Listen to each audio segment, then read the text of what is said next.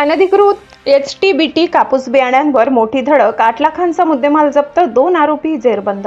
नमस्कार, आपण पाहतात परिवर्तन 24 न्यूज. नंदुरबार जिल्ह्यातील शहादा तालुक्यात कृषी विभागाने मोठी आणि धडक कारवाई करत अनधिकृत HTBT कापूस बियाण्यांच्या काळ्या बाजाराला मोठा झटका दिलाय.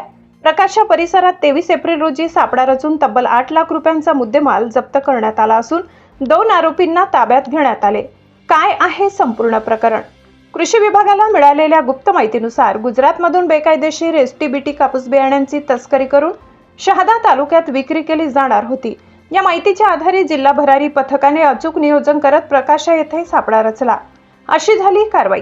23 एप्रिल रोजी सकाळी सुमारे 11 वाजता एक संशयास्पद स्विफ्ट डिझायर कार पथकाच्या नजरेत आली.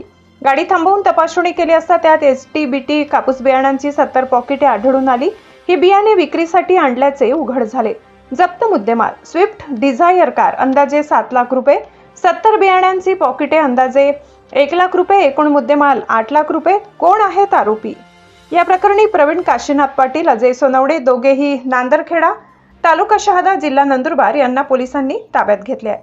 कडक कायदेशीर कारवाई. जिल्हा गुणवत्ता नियंत्रण निरीक्षक स्वप्नील शेळके यांच्या तक्रारीवरून शहादा पोलीस ठाण्यात गुन्हा दाखल करण्यात आला असून आरोपींवर खालील कायद्यानुसार कारवाई सुरू आहे. बियाणे कायदा 1966, बियाणे नियम 1968, पर्यावरण संरक्षण अधिनियम 1986, कापूस बियाणे अधिनियम 2009, अत्यावश्यक वस्तू अधिनियम 1955.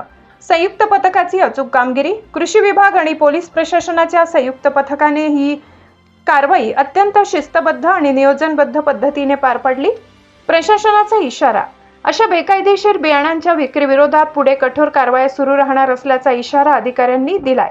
परिवर्तन 24 न्यूजचा सवाल: शेतकऱ्यांच्या भवितव्याशी खेळ करणाऱ्या या बेकायदेशीर साखळ्यांवर पूर्णविराम कधी?